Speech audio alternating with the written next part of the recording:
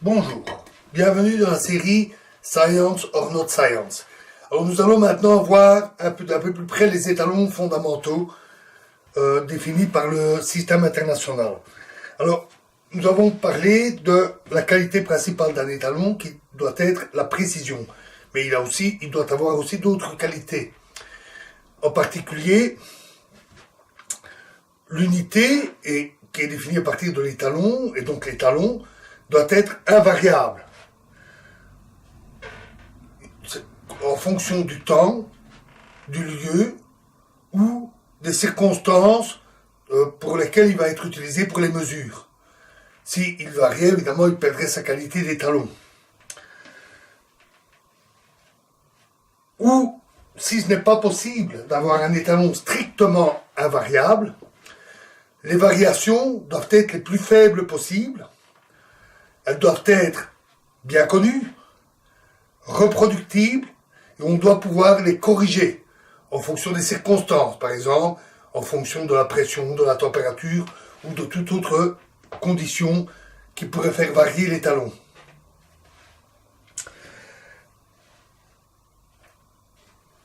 On va, pour vérifier ces étalons, pour voir s'ils sont vraiment invariables, on va comparer les étalons ensemble. Que ce soit des étalons identiques, pour vérifier qu'ils gardent bien la même valeur au cours du temps, par exemple, ou des étalons différents, mais censés définir la même unité. Et cela aussi en ajoutant toutes sortes de perturbations. Variation de température, de pression, d'humidité, transport des étalons, nettoyage des étalons. Mais bien entendu, il y en a toujours un qui va rester un étalon de référence qu'on va conserver et protéger au maximum. Parce que si on altérait tous les étalons, on serait bien embêté. Donc il y en a un qui doit rester invariable.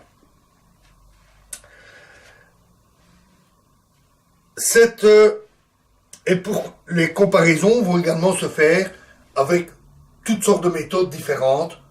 Et grâce à cela, on va pouvoir d'une part établir les mérites des différentes méthodes de comparaison, ainsi que les conditions d'utilisation des étalons, de façon à garantir leur précision. Par exemple, en disant qu'ils doivent être utilisés à telle température, telle pression, qu'on doit éviter des vibrations, etc.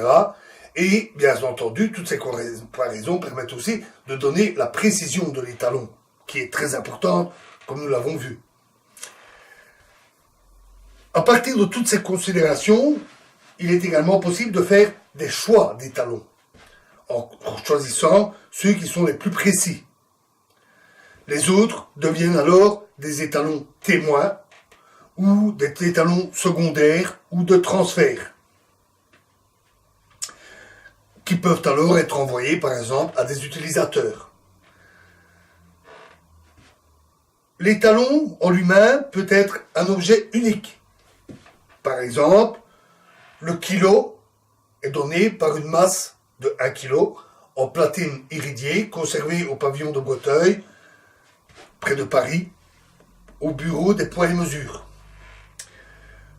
Ou mieux qu'un étalon matériel, cela peut être un objet universel, tel qu'un atome, par exemple l'atome de césium pour les horloges atomiques, ou une certaine masse de carbone pour la définition de la mole, ou alors, encore mieux que cela, un objet immatériel tel que la vitesse de la lumière, qui peut être utilisé partout sans problème. Beaucoup d'étalons sont associés à des expériences qui permettent de déterminer l'étalon. Des expériences comme le point triple de l'eau, qui permet de définir le Kelvin, ou le corps noir, obtenu au point de fusion du platine. Et c'est l'ensemble, objet, expérience et tout le protocole qui va avec, qui forme l'étalon. Parfois, l'expérience associée, même une expérience idéalisée, c'est le cas de la définition de l'ampère pour le courant électrique, où on le définit avec une expérience qui, telle qu'elle est définie, n'est pas réalisable. Elle suppose des fils de longueur infinie. Mais on peut approcher cet idéal du mieux que l'on peut, de façon à être le plus précis possible.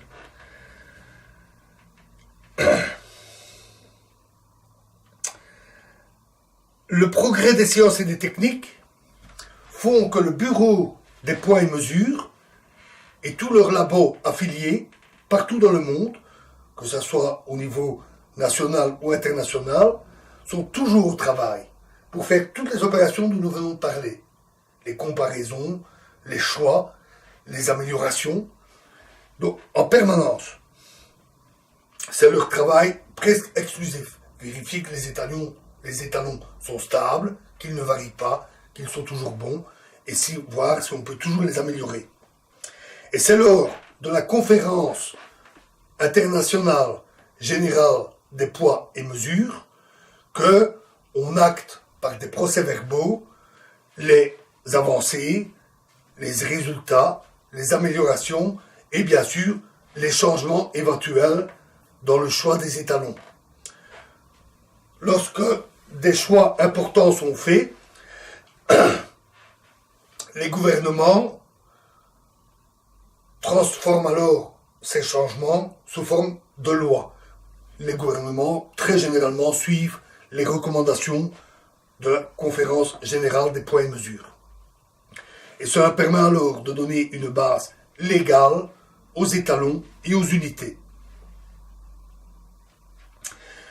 Le bureau des poids et mesures publie un tableau avec l'ensemble des constantes physiques universelles et les étalons.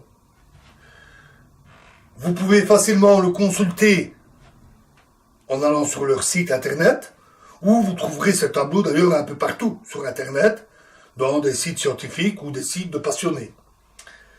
Ils sont très faciles à trouver. Je vais donc vous donner que quelques exemples, et pas vous leur donner de longues listes qui seraient un peu rébarbatives, peu utiles ici. Par exemple, pour les constantes, on définit la vitesse de la lumière, notée C, équivaut 299 792 458 mètres par seconde. Valeur exacte. Non pas parce qu'on la mesure avec une précision infinie, mais parce que sa valeur a été fixée, choisie, et c'est à partir de cette valeur qu'on définit le mètre. C'est donc sur le mètre qu'est reportée l'éventuelle imprécision de la mesure. Nous en avions parlé. La charge de l'électron est une autre constante, notée E, équivaut à 1,60290 fois 10 exposant moins 19 coulombs. Mesurée au mieux avec une précision relative de 9 millionièmes. Et il y a bien d'autres constantes comme celle-là. Parmi les étalons, vous avez la masse, qui est donc le prototype en platine de 1 kg. Vous avez le temps, qui est défini par le césium 123, et par des transitions très précises, transition électronique de l'atome, transition dite hyper fine, et une seconde est définie comme 9 192 631 770 oscillations de cette transition. Nous avons aussi parlé du mètre. Et il y a encore d'autres étalons dont nous avions déjà parlé, le candela, l'ampère, etc.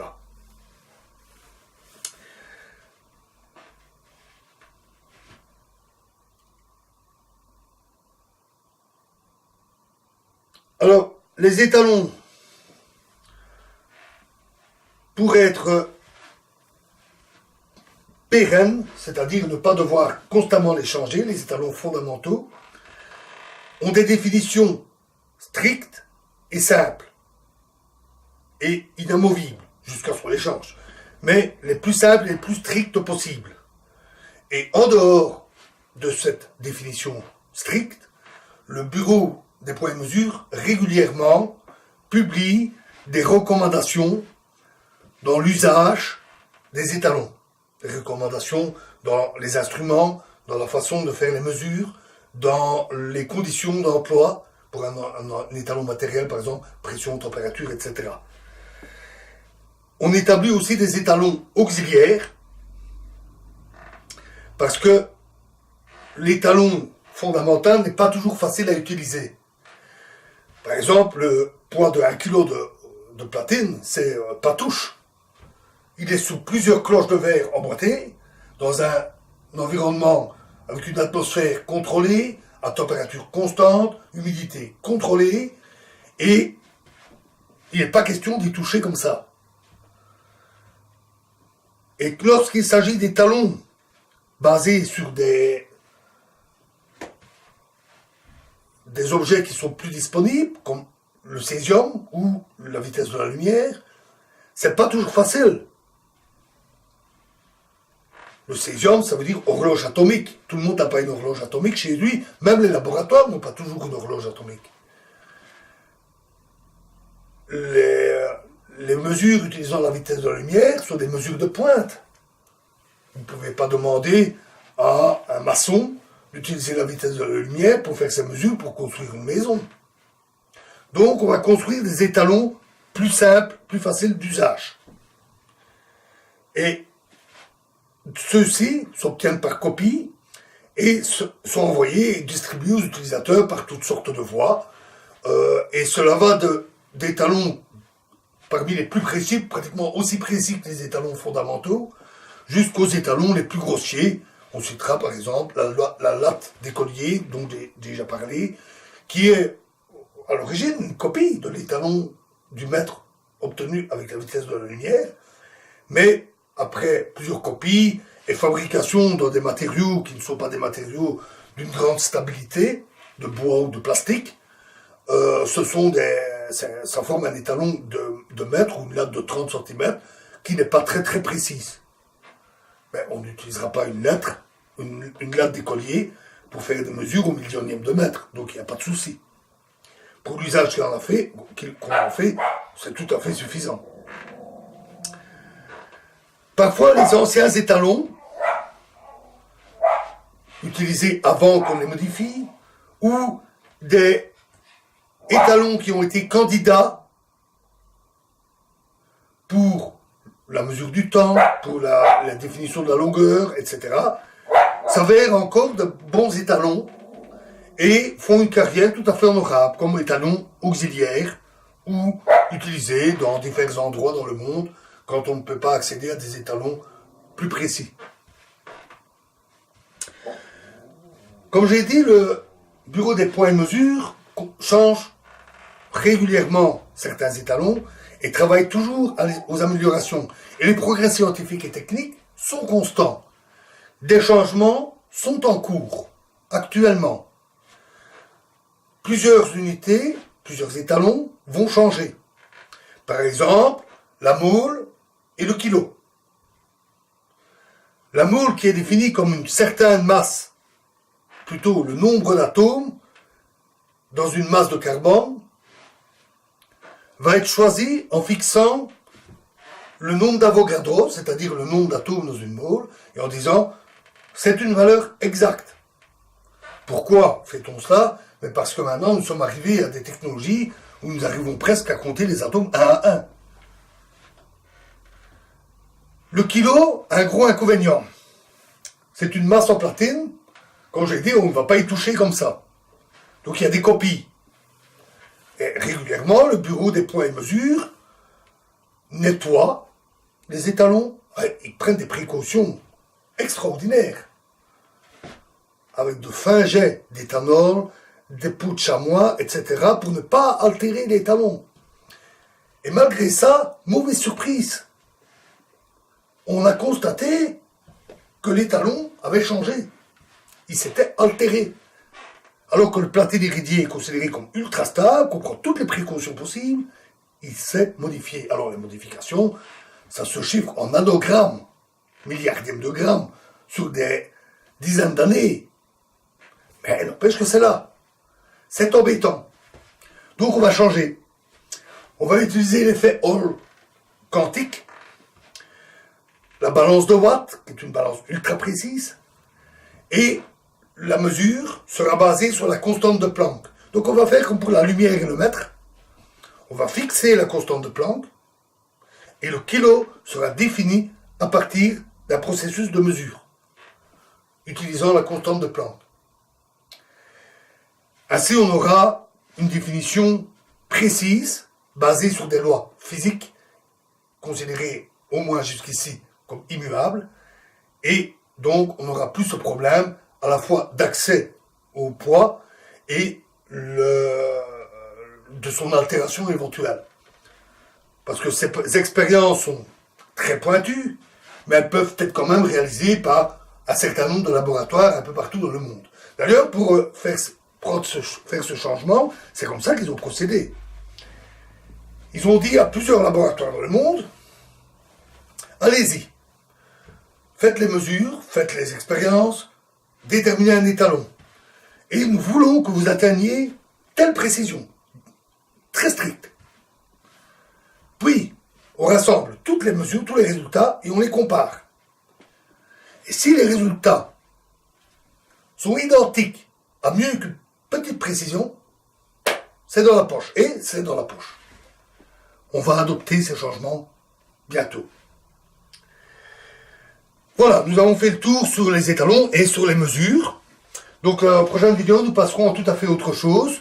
Nous allons passer à la définition des théories, leur structure et la comparaison entre les théories et les modèles. Donc, nous revenons à des choses plus générales. Je vous remercie.